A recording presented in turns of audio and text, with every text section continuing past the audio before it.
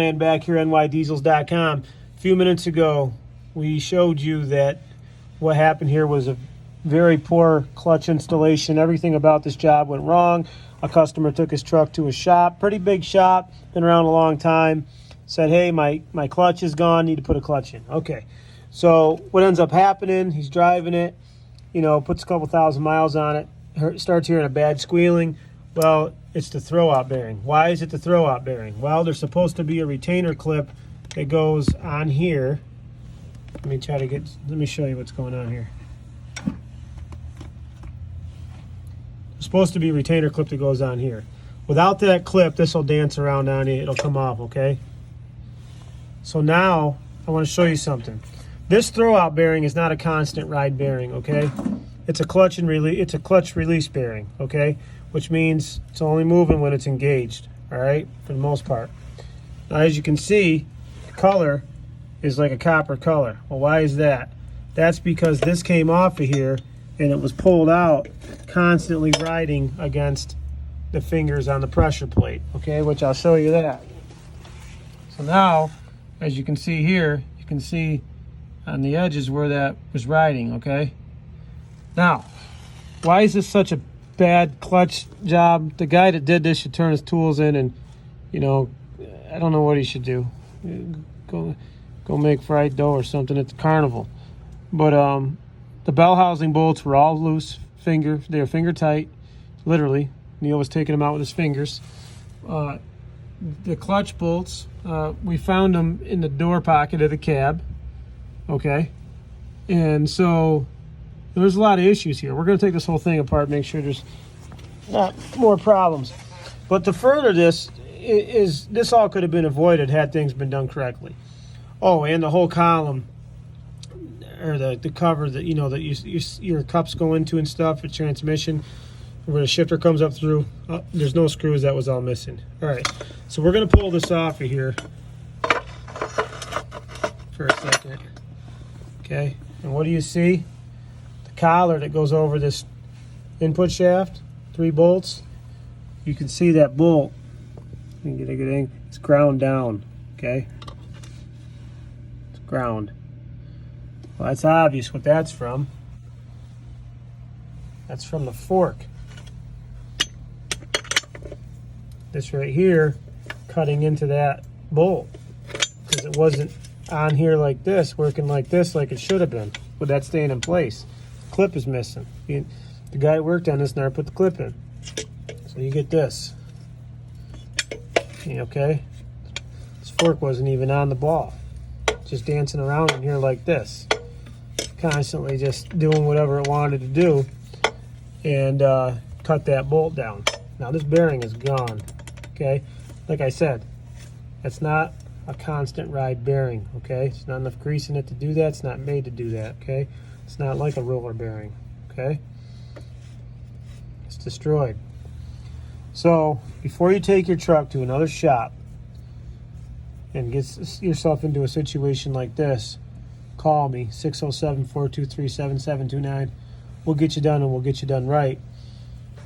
And now this is a big mess, and it's not fair to the customer, and that shop is fully responsible for this, okay? Wrong. To further it, as I said in my last video, this is just terrible work.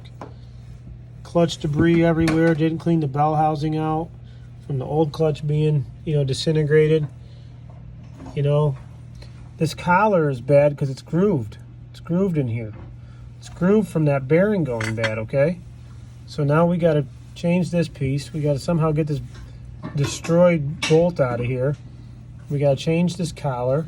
We're going to put a new clutch in this thing. We're going to check everything else, including the rear main seal, which is just what you do. We're going to Chrysler to get this clip. Okay, they got it in stock. We're going to make sure we put this thing back together correctly. We're going to give the guy a good job. What he should have got done the first time. Okay? This is just wrong. There's just a lot of stuff that's wrong here. And there's just, you can just see things like guys trying to start bolts, they couldn't get them in. I see a lot of things. Okay, I've been doing this almost my whole adult life. Okay, you can look in this hole. You can see that's this transmission. Damn it, I'm trying to get the view here. This hole has been cross-threaded, okay?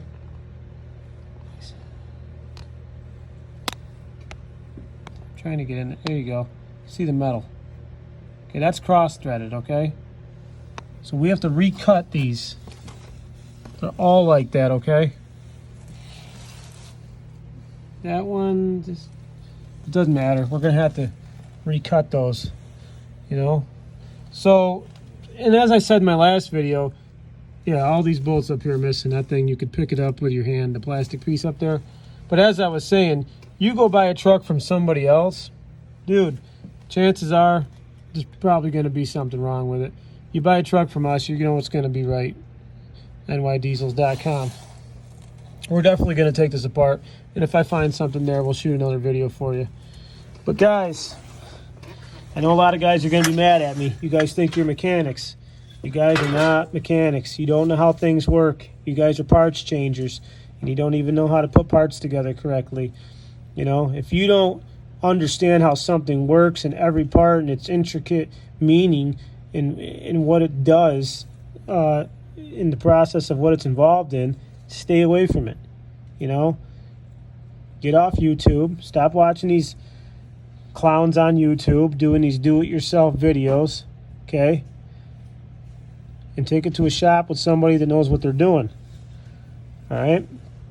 Or we are definitely that shop. This is all we do. We don't mess around with BMWs. Why? Because we don't work on BMWs. We do Dodge diesel trucks 20 years, every day, okay?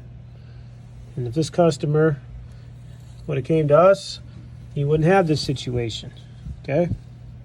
All right. 607-423-7729. John at nydiesels.com. Keep your turbos spooling. Sorry for this customer. I'm going to help him all that I can.